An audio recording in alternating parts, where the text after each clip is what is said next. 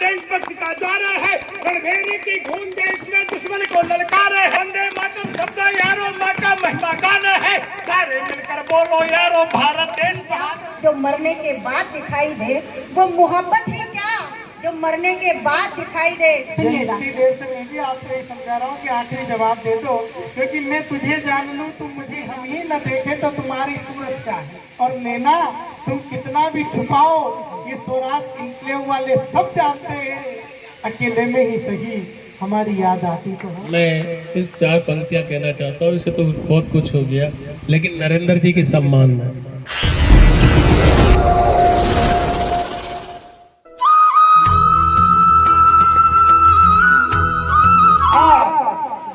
स्वागत सम्मान की बेला में सहयोग प्रदान करें ज्ञान रंजन जी को कि आपने और स्वागत सम्मान में हमारे कविराज का स्वागत सम्मान करें। भाई साहब मनोज जी सारस से आग्रह करूंगा हमारे मुख्य अतिथि महोदय का स्वागत सम्मान में सहयोग प्रदान करें, ताकि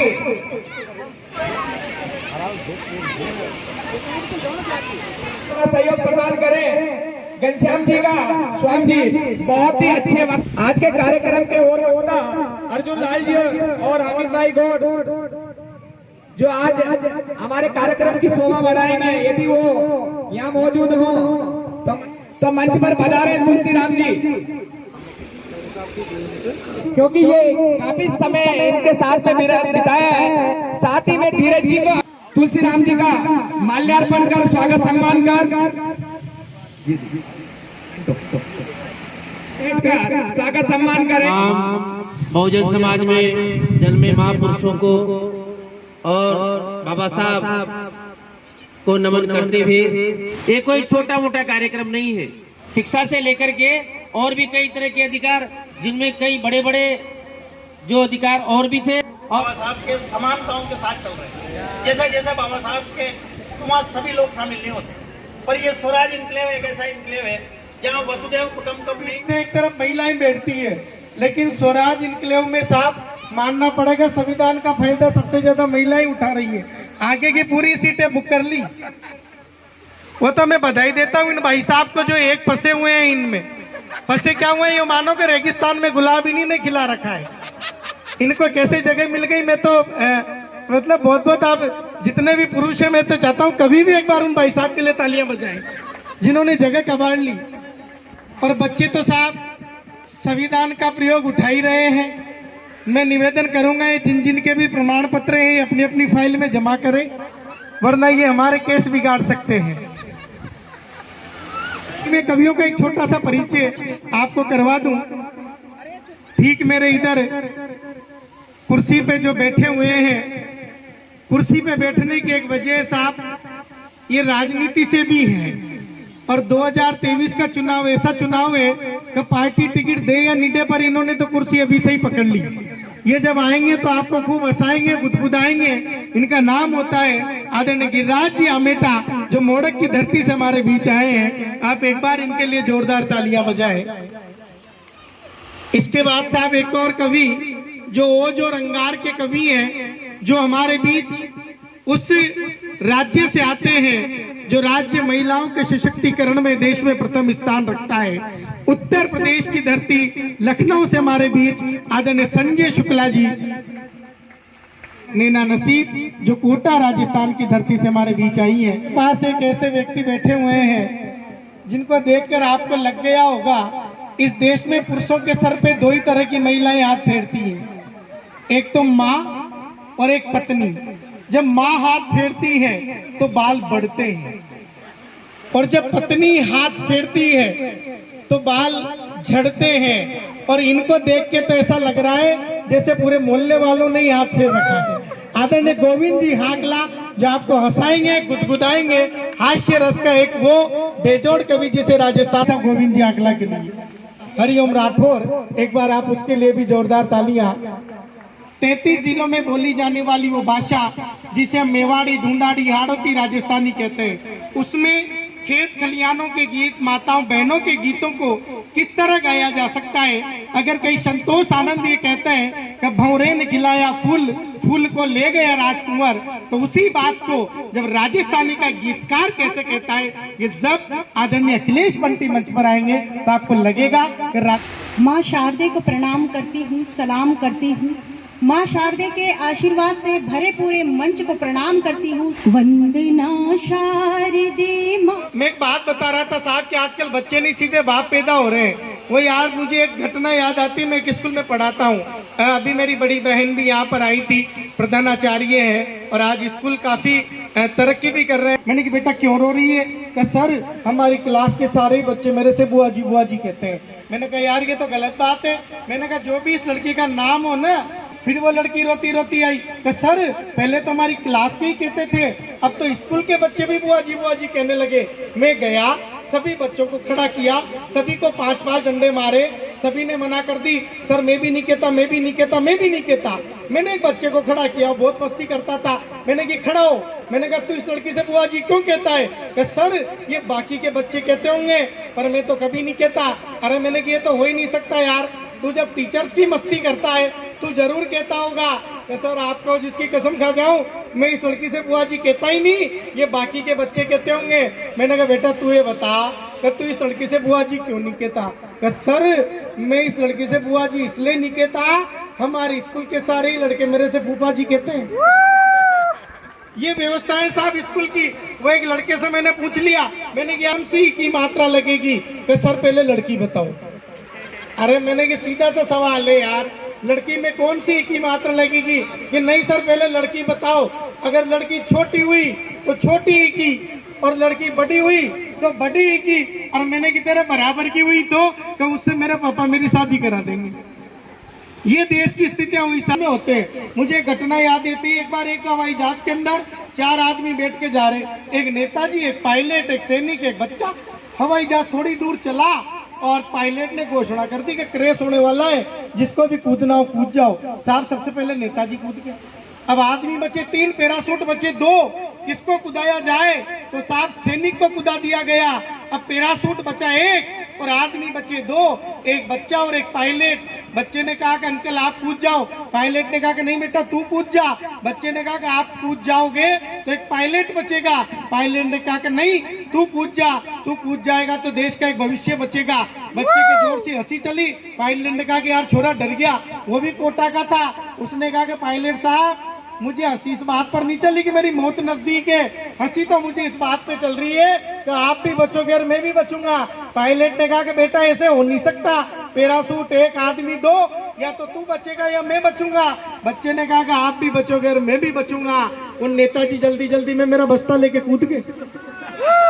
ये व्यवस्था है साहब। एक बार अगर आप कवि सम्मेलन के मूड में आ गए हो तो एक बार जोरदार तालियां बजाएं साहब। मैं पहले कवि को आवाज देता हूं साहब। पहला हार्ड होती में पढ़ेगा अपन हाथ से। अब हाथ से तो भाई साहब कहाँ से भी आ सके। जब 5 लाख नामू एक स्कूल में गणित पढ़ावा गयो, कमार साहब ये बताओ कक्षा न कक्षा न लिख सका और 9 न 6 कक्षा न लिख सका, था न बतानी पड़ेगी। मन की चालिया बता तो जीजी ने भाई जी कह सके जगह और भाई जी ने जीजी कह सके जगह न कह सकूं। मन की फिर 9 न 6 भी न लिख सका। चलाता है जिसे वो बूंदा लागी ना दाजी का, तो दाजी तो घबरा गया।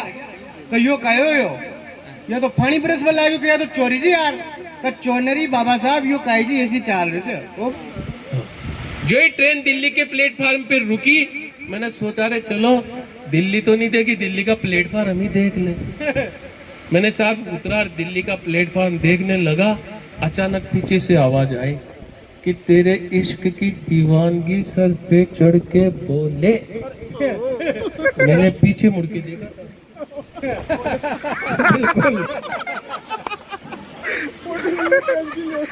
इससे कहीं ज्यादा खूबसूरत एक 20-22 साल की लड़की। मैंने सोचा रे कौन मुंह लगे अपन राजस्थान के आदमी, अब क्या कहेगी तो देख लेंगे। उस पट्टी ने फिर कह दिया कि तेरे इश्क की दीवानगी सर पे चढ़ के बोले। अरे मैंने कहा तेरी तो, लेकिन फिर अपन ने सोचा ला हटा रात याद में कहा लड़की के मुंह लगे, अब क्या कहेगी तो फिर। वो पट्टी साहब उतनी नकटी निकली जितनी नकटी दिल्ली है। उसने तीसरी बार भी कह दिया कि तेरे इश्क की दीवानगी सर पे चढ़ के बोले।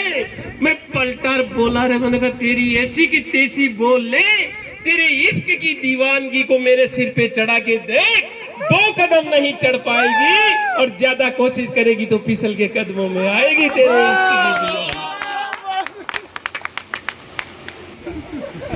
नहीं, आप पूछ लेना बोले घर जाके।